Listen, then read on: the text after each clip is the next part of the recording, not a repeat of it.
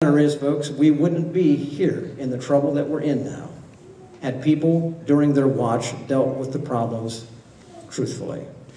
You wouldn't have deficit spending if you dealt with the truth. We wouldn't be borrowing from our grandchildren and then worry about paying off the bill if the truth was done. We wouldn't know that people are losing their homes due to property taxes, talk about it during election time, but never be serious about fixing it. Truth is, what I'm saying, we're here because there's been a lack of truth. I honestly believe, folks, that what is needed more than anything is for those who step forward into office, and all of you, and all of those who are so concerned about around this country, understand it's not just what someone says, it's how they live their lives, and it's how they view this issue of the truth. I can tell you right now that someone in office, I've been in office for 18 years, I've been elected 9 different times. I'll share this with you. If a member who is in office only believes that he's accountable to the voter at the next election and nothing more, that person thinks that he can fool you, he spends enough money, he can convince you of anything he wants to. That man's in trouble. That man will cast or woman will cast a wrong vote, bad votes. We have to understand that those in office, and there ourselves, we do answer to a higher authority. My oath to support and defend the Constitution, that is an oath. That's higher than party for me.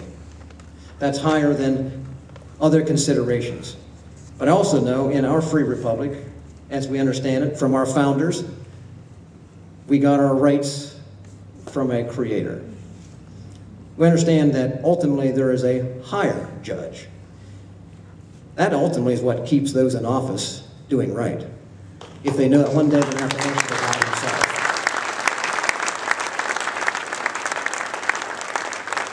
And to me, that's probably the distinguishing factor. We have an obligation. Today we're under circumstances where we've had people forgotten these basic things and turned service into a job, turned the Constitution into a convenient document, and said at the end of the day, if I can just fool the people in the next election, that's okay. It's far more than that. This experiment in freedom, as William Penn said, is at risk today. It can be renewed, though, and therein is hope.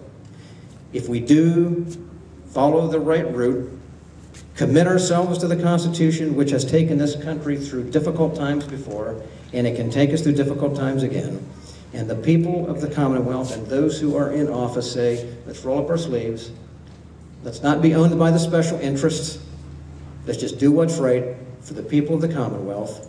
Discipline, courage, convictions. We can address these challenges before us.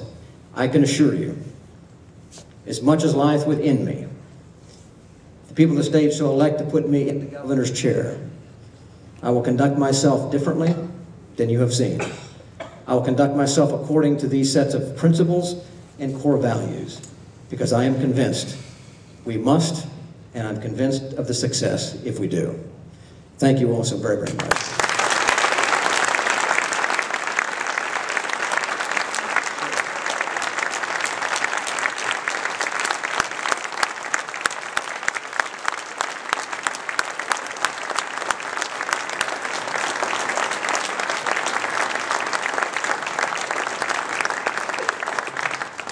Representative Rohrer has agreed to take questions.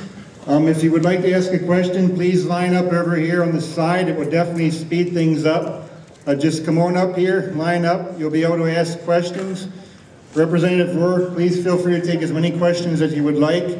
I want to remind everyone also, before you leave, Beth Roberts mentioned that there are some candidates here, and I think I saw Steve Johnson wander in. He's now here. So also take time after to mix and mingle and talk to some of these folks and see what they stand for. Hopefully we can get this other mic working. If not, I'll walk over here with this. Hello? Hi. Yes. Okay. We all know how red bells break on our property taxes turned out not too well. He spread that around in other areas. He promised us real property tax reform. Even indicated he'd eliminate them entirely. But if I'm not sure, but isn't Pennsylvania one of the few states in the union that have school districts that can just run amok and do everything they want?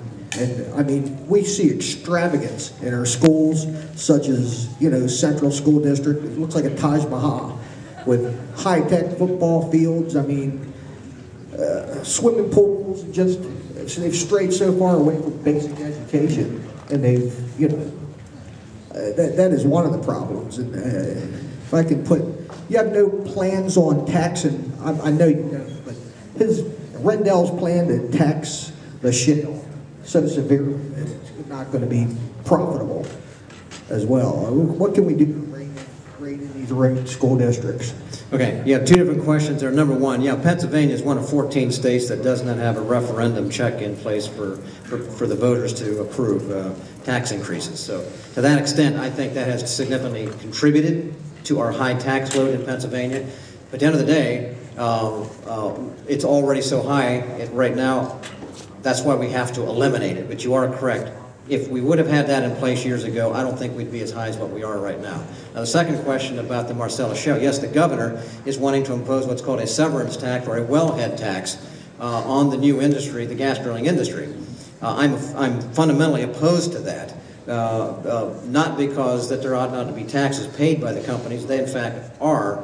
But what the governor's wanting to do is take and put a heavy tax on them right off the top of the well, which will reduce the profit for all private landowners on whose properties those wells are situated, because this comes off as first right off the top.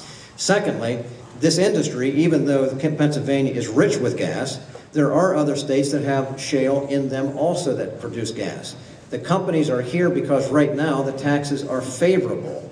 We put this tax on top of them, they may just as likely go down and start in West Virginia or Tennessee, where they also have shale. So the governor's plan is short-sighted. I think what we have to do is we need to revise our entire business tax policy structure, which is very, very bad all the way around. And I think within the context of that, we can come up with a way to apply a tax on the gas industry, which they will be satisfied with, which will not kill the baby in the cradle. And so there is a way to do that. What the governor's trying to do basically would kill an infant industry. Bad and short-sighted. There has been much talk about a state constitutional convention, and I was wondering if you could comment on that, why you think it would be a good idea or not a good idea. All right, that's a good question. I have always taken a position of opposition to a constitutional convention. And I'll tell you why, because there's some confusion out there even within conservative ranks. My contention is this. What is it that we're trying to change with the Constitutional Convention? My sense is that our problem is not with a faulty document. It's with faulty people who do not follow the document that we already have.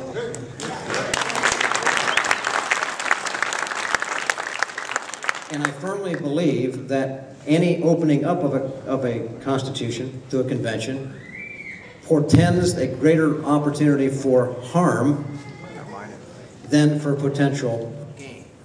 Now, there are some who think that we can define and limit what's called a limited constitutional convention and keep the movement away from changing the whole thing. I don't think that we can. I think the risk even then is very, very high. In 1968, in Pennsylvania, the last time we had a constitutional convention, it was also limited.